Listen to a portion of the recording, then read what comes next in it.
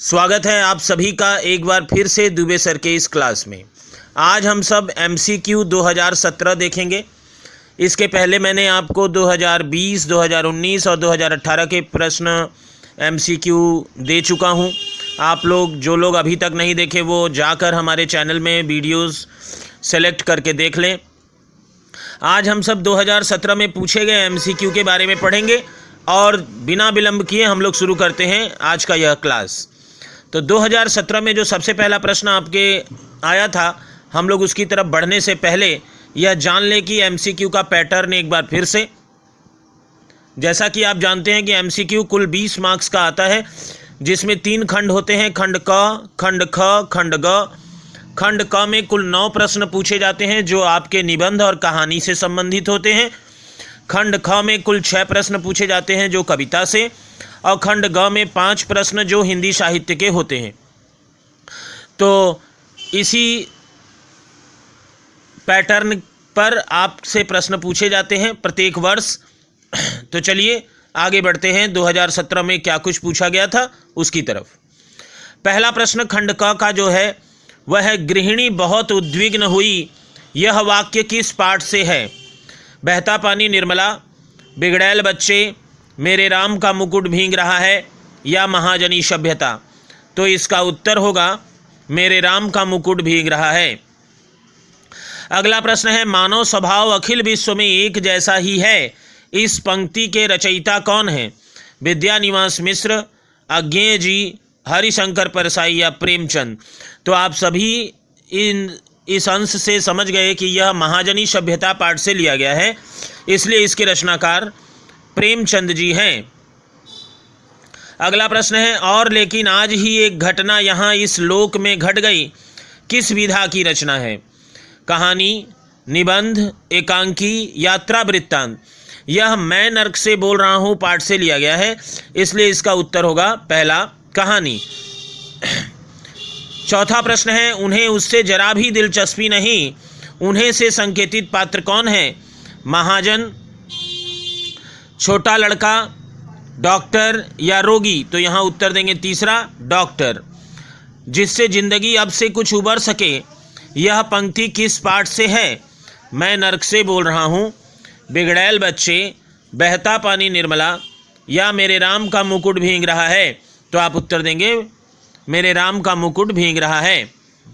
अगला प्रश्न है, मान प्रतिष्ठा की लालसा दिल से मिटाई नहीं जा सकती, किस पाठ से ली गई है? बहता पानी निर्मला, महाजनी सभ्यता, बिगड़ैल बच्चे, या मैं नर्क से बोल रहा हूं? तो इसका उत्तर होगा दूसरा, महाजनी सभ्यता। अगला प्रश्न है, डंडे की चोट बड़े मर्म की पड़ी किस पर? डंडे की चोट पड़ी, यह मैं नर्क से बोल रहा हूं पाठ से लिया गया है, तो इसलिए आप इसका उत्तर देंगे लेखक पर, बच्चों पर, कुत्ते पर, या बारातियों पर? तो उत्तर होगा तीसरा, कुत्ते पर। अगला प्रश्न है, ट्रेन रुक गई थी, ट्रेन कहाँ रुकी थी? तो यह बिगड़ैल बच्चे पाठ से लिया गया है। जयपुर, दिल्ली, अलवर और जोधपुर, इसमें से आप तीसरा उत्तर देंगे, अलवर, जहां की लेखिका के साथ दुर्घटना घटी थी और उनके साथ एक छोटा सा एक्सीडेंट हुआ था। 9, सवाल ईमानदारी का है, यह कथन किसका है? विशेषज्ञ, मिस कटारा, ईमानदार बातून, या कवि? तो इसका उत्तर होगा तीसरा, ईमानदार बातून। अगला प्रश्न है, खंड ख जो पहला प्रश्न है, तू मोही को मारण सीखी, तू से संकेतित पात्र कौन है? यशोदा, मीरा, राधा, या इनमें से कोई नहीं? तो उत्तर होगा पहला, यशोदा। अगला प्रश्न है, विरह वियोग श्याम सुंदर के ठाणे क्यों न जरे, किस भाषा में रचित है? तो अवधी, खड़ी बोली, बुंदेली, या ब्रज भाषा? तो इसका उत्तर होगा चौथा, ब्रज भाषा। अगला प्रश्न है, मन लेहूँ पदेहूँ छटाक नहीं, कवि का नाम बतलाइए? रसखान, तुलसी, सूरदास, या धनानंद? तो उत्तर होगा धनानंद। तपस्वी के विराग की प्यार किसके लिए कहा गया है? धूप, वर्षा, जमुना नदी, वरुणा नदी? इसका उत्तर होगा चौथा, वरुणा नदी। अगला प्रश्न है, प्याले टूटा ही करते हैं, पंक्ति किसका प्रतीक है? मदिरालय, जीवन की नश्वरता, जीवन की सुंदरता या उन्मत्तता? तो इसका उत्तर होगा दूसरा, जीवन की नश्वरता। अगला प्रश्न है, अकाल और उसके बाद कविता किस युग की रचना है? छायावादी, प्रगतिवादी, जनवादी या प्रयोगवादी? तो उत्तर होगा जनवादी। इसके बाद आप खंड ग में पहुंचते हैं, जहां हिंदी साहित्य के इतिहास से संबंधित प्रश्न होंगे। और 2017 का पहला प्रश्न यह था, बिहारी की रचना का क्या नाम है? रसिक प्रिया, रामचंद्रिका, सतसई या कवि प्रिया? तो उत्तर होगा सतसई। रामचरितमानस किस भाषा में रचित है? अवधी, ब्रजभाषा, बुंदेली, कन्नौजी? तो उत्तर होगा अवधी। आदिकाल को वीरगाथा का नाम किसने दिया?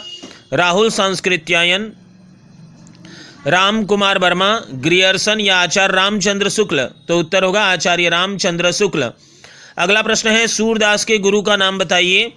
वल्लभाचार्य, विट्ठलनाथ, नाभादास, गोकुलनाथ? उत्तर होगा वल्लभाचार्य। अगला प्रश्न, कठिन काव्य का प्रेत किसे कहा गया है?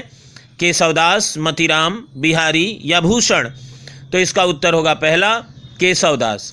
इसके साथ ही आप हिंदी साहित्य में पूछे गए प्रश्न समाप्त होते हैं।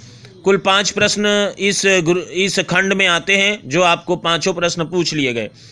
और इस प्रकार आपने टोटल 20 MCQ को देखा, जो 2017 में पूछा गया था। एक बात मैं आप लोगों को ट्रिक के तौर पर बताना चाहता हूं कि आप इतना ध्यान रखें कि MCQ में यही कोशिश की जाती है कि प्रत्येक चैप्टर से एक प्रश्न अवश्य पूछा जाए। और यहाँ भी आप ऐसा ही देख रहे हैं कि जो भी चैप्टर्स हैं, जो भी पाठ आपके सिलेबस में मौजूद हैं, वहाँ से एक प्रश्न अवश्य ही पूछा जा रहा है, कोई भी पाठ को छोड़ा नहीं जा रहा है। तो आप भी उसी तरह से तैयारी करें, यानी पूरे पाठ में से एक प्रश्न MCQ का होगा, या किसी में से 2 भी हो सकता है, वह भी प्रथम खंड में, यानी जो कविता और निबंध और कहानी वाला भाग है। इसके अलावा आज मैं आप लोगों को एक नई सूचना दे रहा हूं, जो यह है कि आप जानते हैं कि दुबे सर पॉडकास्ट, अगर आप मेरे ऑडियो साइट से जुड़ना चाहते हैं तो आप गूगल के सर्च बॉक्स में दुबे सर पॉडकास्ट टाइप करें, और आप वहां ज्यों ही टाइप करेंगे वहीं गूगल आपको जो भी आंसर वहां प्रोवाइड करेगा। वहां 8 साइटों पर आप मुझे सुन सकते हैं। anchor.fm पे, spotify.com पे, listennotes.com, owltail.com, apple.com, hubhopper.com, radiopublic.com या blubbery.com। आप मुझे यहाँ सुन सकते हैं। ये मेरे ऑडियो साइट्स के ठिकाने हैं। आप जाकर वहाँ अपने सिलेबस से संबंधित जो कुछ भी इम्पोर्टेंट है उसके बारे में आप वहाँ जान सकते हैं। तो चलिए मिलते हैं एक और नए वीडियो क्लास में, और आज का वीडियो यहीं समाप्त करते हैं। पूरी आशा है मुझे कि आपको यह वीडियो ज़रूर पसंद आया होगा, और आप मुझे कमेंट करते रहें, मुझसे नए नए प्रश्न पूछते रहें, मुझे भी अच्छा लगेगा आपको उत्तर देते हुए। बहुत सारे बच्चों का प्यार आता है, बहुत सारे बच्चे बहुत अच्छा कमेंट लिखते हैं, बहुत आनंद आता है इससे, और ऊर्जा मिलती है कि मैं आगे भी इस तरह वीडियो बनाता रहूं। धन्यवाद।